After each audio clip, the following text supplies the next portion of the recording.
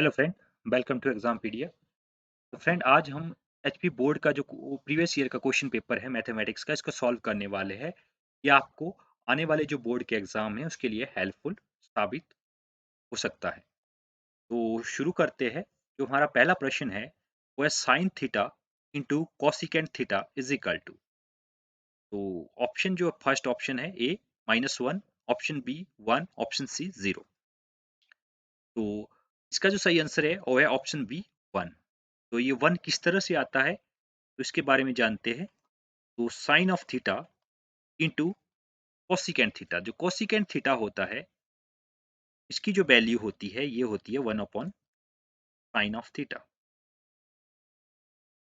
तो अगर हम वैल्यू पुट करें इसकी कोसिकेंट थीटा की वैल्यू, तो ये बनेगा 1 अपॉन साइन ऑफ थीटा। तो साइन से साइन थीटा से साइन थीटा कैंसिल हो जाता है, तो हमारे पास बचता है 1। इस तरह से इसका सही आंसर है ऑप्शन बी 1। नेक्स्ट क्वेश्चन है साइन 45 डिग्री का मान है। The value of sine 45 is option A 1 upon under root 2, option B 1 upon 2, option C 1। तो इसका जो सही आंसर है वो है option A 1 upon under root 2। तो हो सकता है आपको आने वाले एग्जाम में कोई और वैल्यू पूछी जाए, तो आप इसके लिए जो टेबल है, ट्रिग्नोमेट्रिक वैल्यू का टेबल है, उसको आप याद कर लें। तो साइन जीरो है, उसका जो मान होता है वो जीरो होता है। साइन 30 का जो होता है 1 अपॉन 2 होता है। साइन 45 का 1 अपॉन अंडर रूट 2 होता है। साइन 60 की जो वैल्यू होती है वो अंडर रूट 3/2 होती है। और साइन 90 की वैल्यू 1 होती है। इसी तरह कॉस जो होता है इसके अपोजिट होता है, यानी कि cos 0 1, cos 30 under root 3/2, cos 45 1 upon under root 2, cos 60 1 upon 2 और कॉस 90 0। इसी तरह आप कोसिकेंट, सिकेंट, टेंजेंट और कोटेंजेंट की वैल्यू भी याद कर सकते हैं। तो हम ज़्यादा डिस्कस नहीं कर सकते क्योंकि वीडियो काफ़ी लंबा हो जाएगा। तो अगला क्वेश्चन की ओर चलते हैं। एक वृत्त की डैश डैश समांतर स्पर्श रेखाएं हो सकती है। तो वृत्त की समांतर स्पर्श रेखाएं की बात की है यहाँ पे। A circle can have dash dash parallel tangent at the most. तो ये कोई वृत्त है, तो इसकी कितनी समांतर स्पर्श रेखाएं हो सकती है। स्पर्श रेखा की बात की जाए तो जो लोग किसी वृत्त को किसी पॉइंट पे टच करती है उसको स्पर्श रेखा कहते हैं। तो स्पर्श रेखा और समानांतर होनी चाहिए, तो वृत्त की जो समांतर स्पर्श रेखाएं होती है वो दो हो सकती है। तो इसका सही आंसर है option C 2। Circle can have two parallel tangent at the most. तो अगर टच कर रही है तो इसको स्पर्श रेखा कहते हैं, अगर बीच से काट के पास कर रही है तो इसको हम सिकेंट कहेंगे, छेदक रेखा कहेंगे। तो यहाँ पे समांतर स्पर्श रेखा पूछी है, तो समांतर स्पर्श रेखाएं होगी वृत्त की जिसको की पॉइंट पे टच करती है और पैरेलल हो। इस तरह से ये समांतर स्पर्श रेखाएं हैं। नेक्स्ट है बेलन का वक्र पृष्ठीय क्षेत्रफल होगा। The curve surface area of a cylinder will be.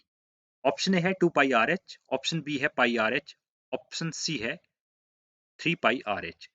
बेलन का जो वक्र पृष्ठीय क्षेत्रफल है वो होता है 2 pi r h. Option A 2 pi r h. जैसे पिछला क्वेश्चन जो हमारे से जो पिछला क्वेश्चन था, इसमें से एक और अन्य क्वेश्चन पूछा जा सकता है हमारे से।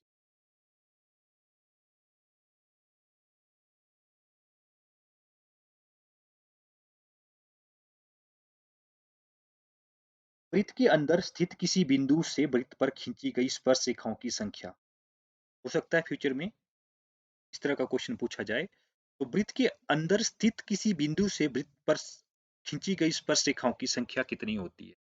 तो इसका जो सही आंसर है वो 0 है, क्योंकि वृत्त के अंदर से जो है स्पर्श रेखा नहीं खींची जाती, वृत्त के बाहर किसी बिंदु से हो सकती है। तो अगर आपको ऐसा कोई क्वेश्चन पूछा जाता है कि वृत्त के अंदर स्थित किसी बिंदु से वृत्त पर खींची गई स्पर्श रेखाओं की संख्या, तो उसका आंसर 0 होगा या नहीं होगा। नेक्स्ट क्वेश्चन की ओर चलते हैं। नेक्स्ट जो है फॉर्मूला है, तो माध्यक बराबर है L प्लस ब्रैकेट शुरू n/2 - CF upon dash dash bracket close into H। तो माध्यक का जो फॉर्मूला होता है, तो मीडियन जो है, option A F, option B N, option C L. तो इसका जो सही आंसर होगा वो होगा ऑप्शन ए एफ। तो यहाँ से मैक्सिमम क्वेश्चन पूछे जाते हैं। तो मॉड, मीडियन और मीन्स के जो है ज़्यादातर क्वेश्चन पूछे जाते हैं। तो आने वाले एग्जाम में हो सकता है कि कोई और प्रश्न आ जाए, उसके लिए आप जो भी फॉर्मूले हैं तो उनको याद कर लें। यहाँ पे एक और क्वेश्चन भी फ्यूचर में बन सकता है कि मॉड, मीडियन और मीन यानी माध्यक, बहुलक और माध्यक के बीच में क्या संबंध है। तो इसका जो आंसर होगा वो है थ्री माध्यक, थ्री टाइम माध्यक जो होता है वो किसके बराबर होता है, वो होता है बहुलक, बहुलक प्लस 2 गुना माध्य। तो हो सकता है आपके फ्यूचर में आपसे माध्यक, बहुलक और जो माध्य है इनके बीच संबंध पूछा जाए, तो इसका आंसर ये होगा, यानी थ्री टाइम ऑफ मीडियन बराबर है mod plus 2 time of mean.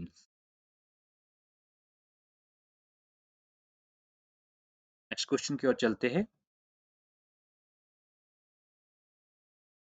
घटना ई की प्रायिकता प्लस घटना ई नहीं की प्रायिकता डैश है। The probability of an event E plus probability of an event not E equal to. तो कोई घटना घट रही है और नहीं घट रही है, उन दोनों का जोड़ कितना होगा। तो किसी भी अगर कोई घटना डेफिनेटली घटनी है तो उसकी जो प्रायिकता होती है वो एक होती है, और कोई घटना नहीं घट रही है तो उसकी प्रायिकता 0 होती है। तो इसका जो सम आएगा 0 + 1 इक्वल टू 1। सॉरी, यहाँ पे वो घटना घटेगी तो उसका 1 होगा और नहीं घटेगी उसका 0 होगा। और फिर मैंने उल्टा लिख दिया। ये किसी घटना का होना तो उसकी प्रायिकता 1 होगी, और कोई घटना नहीं घट रही है तो उसकी प्रायिकता 0 होगी। तो उन दोनों का जो सम है वो एक आता है, इसलिए जो सही आंसर होगा। नेक्स्ट जो क्वेश्चन है, गोले का आयतन होगा, volume of sphere will be. तो गोले का जो आयतन होता है वो है ऑप्शन सी 4/3 पाई r क्यूब, 4/3 पाई r क्यूब। अगर अर्धगोले का आयतन पूछा होता तो उसका जो होता है इसका हाफ होता है, यानी 1/2 4/3 पाई r क्यूब। तो अर्धगोला है तो मतलब इसका आधा होगा, तो काट के ये बनता है 2/3 पाई r क्यूब। यहाँ से यहाँ पर यहाँ हमें हमारे से जो क्वेश्चन पूछा गया है वो है एक गोले का आयतन, तो गोले का आयतन होगा ऑप्शन सी। और ये जो है ये है अर्धगोले का आयतन। अर्धगोले का आयतन ये है 2/3 पाई r क्यूब। प्रथम 5 सम संख्याओं का माध्य है। प्रथम 5 जो सम संख्या है वो है 2, 4, 6, 8, 10। तो 10, 8, 18 हो गए, 18, 6, 24, 24, 4, 28, 29, 30। तो का जो जोड़ आता है वो 30 आ रहा है, और संख्याएं हैं 5। तो 5 एकम 5, 5 छीके।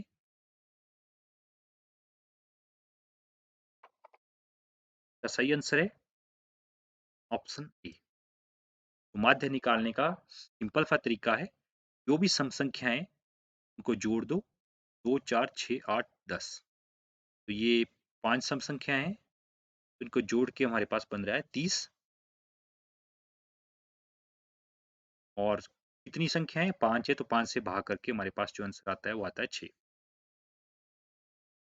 नेक्स्ट है 1 upon sine of theta is equal to, तो 1 अपॉन जो साइन है उसकी वैल्यू वो होता है कोसिकेंट के बराबर। तो इसका जो सही आंसर है वो है cosecant theta. 1 upon sign cosecant के बराबर होता है, 1 अपॉन कोसिकेंट के बराबर होता है, 1 अपॉन टेंजेंट वो टेंजेंट के बराबर होता है। नेक्स्ट है sine square theta plus dash is equal to 1। तो ये सीधा सा फॉर्मूला है, तो sine square theta plus cos square theta is equal to 1। इस तरह का फॉर्मूला है sine square theta plus cos square theta equal to 1। ये डायरेक्टली पूछा गया है। दो अन्य फॉर्मूले हैं, तो वो फॉर्मूले है secant square theta, secant square theta minus tangent square theta is equal to 1। और जो अन्य फॉर्मूला है वो है cosecant square theta minus cotangent square theta is equal to 1।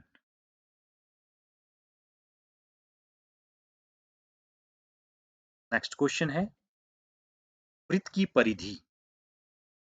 वृत्त की परिधि है the circumference of the circle is equal to, तो वृत्त की परिधि का जो सूत्र है वो है 2 पाई आर, और वृत्त का क्षेत्रफल का जो सूत्र होता है पाई आर स्क्वायर।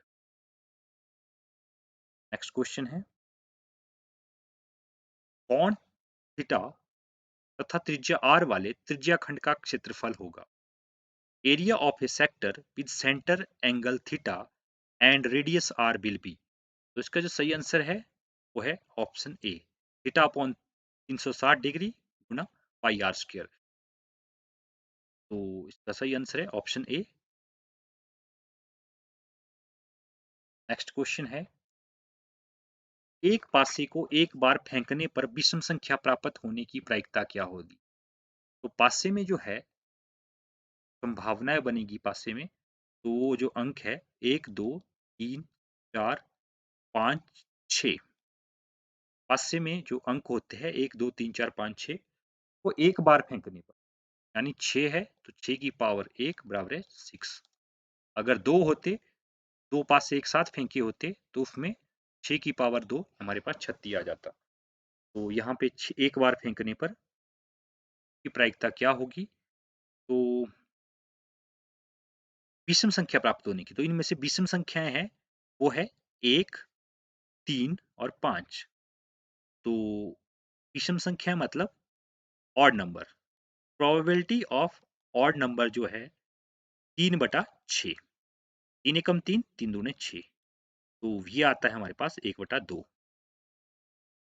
ऑप्शन बी जो है का सही आंसर होगा। अगर हमारे से इवन पूछा होता तो इवन नंबर जो है यानी सम संख्या प्राप्त होने की प्रायिकता भी यही आती। यहाँ पे सम संख्या है 2 4 और 6 है, तो 3 सम संख्या है और 3 विषम संख्या है। तो इवन जो सम संख्या है उनकी जो प्रायिकता आएगी वो भी 3/6 आएगी, यानी 1/2 होगा। अगर हमारे से पूछा जाता कि प्राइम नंबर की क्या होती, तो प्राइम नंबर यहाँ पे है 2 3 5। तो अगर प्राइम नंबर का आपसे पूछा जाता है यानी अभाज्य संख्याओं का प्रायिकता, तो वो आएगी 1 2, वो भी 3 ही आएगी।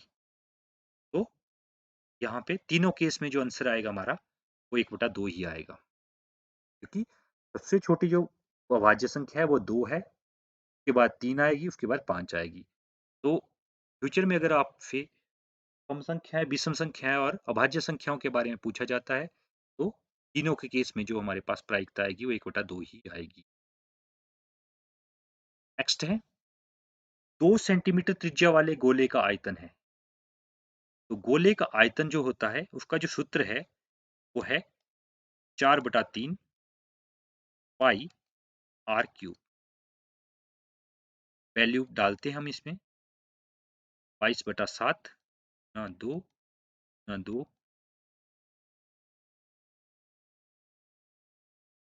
हमारे पास जो आंसर आएगा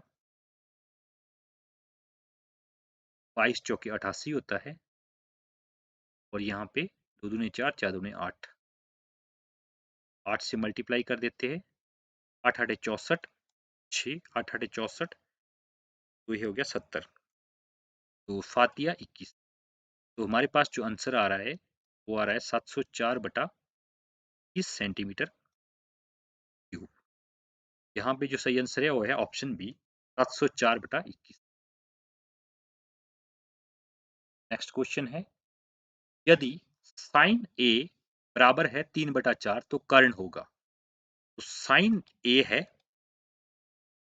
उसकी जो वैल्यू होती है वो है परपेंडिकुलर ओवर हाइपोटेन्यूज। परपेंडिकुलर मतलब लंब अपॉन कर्ण। तो यहाँ पे 3/4 है, यानी जो लंब है वो 3 है, कर्ण है 4 है। यहाँ पे कर्ण होगा, कर्ण का जो है 4 है, यानी if sine is 3/4 then hypotenuse will be, hypotenuse जो होता है वो कर्ण को हाइपोटेन्यूज बोलते हैं, h। तो इसका सही आंसर है 4। नेक्स्ट है, cos 90 का मान है, the value of cos 90 is. तो cos 90 जो होता है वो बराबर होता है साइन ऑफ 0 के। तो ये 0 होता है। सही आंसर है ऑप्शन ए। नेक्स्ट है, एल भुजा वाले घन का आयतन होगा।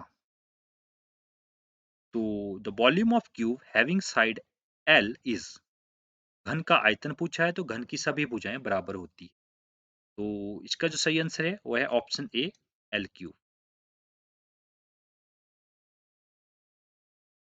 नेक्स्ट जो है, ये जो दिया हुआ है ये जो है घन का पृष्ठीय क्षेत्रफल है 6l²। नेक्स्ट क्वेश्चन है, एक घनाभ का आयतन ज्ञात कीजिए जिसकी बीमाएं 4 सेंटीमीटर, 3 सेंटीमीटर और 2 सेंटीमीटर हो। Volume of the cuboid having dimension 4 centimetre, 3 centimetre, 2 centimetre will be. तो इसका जो सही आंसर होगा, घनाभ का आयतन का जो सूत्र है वो है लंबाई गुणा चौड़ाई गुणा ऊंचाई। तो घनाभ का जो आयतन है वो होता है लंबाई गुणा चौड़ाई गुणा ऊंचाई। तो ये बनेगा हमारे पास 4 गुणा 2 गुणा सेंटीमीटर क्यूब, आती है 12, 12 आती है 36, तो 36 सेंटीमीटर क्यूब हमारे पास आंसर आ रहा है। सॉरी, 4 दूनी 8, 8 तिया 24, 8 तिया 24, तो 24 सेंटीमीटर, 4 दूनी 8, 8 तिया 24। तो जो सही आंसर है वो है option C, 24 centimetre cube. Next question है, संख्याओं 10, 20 और 30 का माध्य होगा।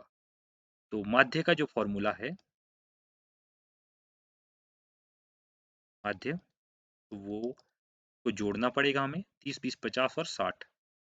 तो 60/3, 3 दूनी 6 यानी 20, जो माध्य होगा वो 20 होगा। यहाँ पे हमने जो है तीनों संख्या को जोड़ दिया, तो इनका जोड़ जो आता है 10 + 20 + 30, यह बनता है 60। माध्य निकालने के लिए जो फॉर्मूला है वो इनका जोड़ बटा संख्याएं कितनी है 3, तो इसको डिवाइड करके हमारे पास आता है 20। सही आंसर है बी। नेक्स्ट क्वेश्चन है, एक बैग में 5 लाल, 3 हरी और 2 सफेद गेंदें हैं। इस बैग में से एक गेंद यादृच्छिक निकाली जाती है, इसकी क्या प्रायिकता है कि निकाली गई गेंद लाल है। A bag contains 5 red, 3 green, 2 white balls. If the ball is drawn at a random from this bag, what is the probability that it will be red? Total game, total जो है, टोटल जो balls है वो है 5 + 3 + 2 यानी 10। तो हमने जो प्रोबेबिलिटी निकालनी है कि रेड गेंद की प्रायिकता क्या होगी। तो प्रोबेबिलिटी है लाल गेंद की, लाल गेंद कितनी है,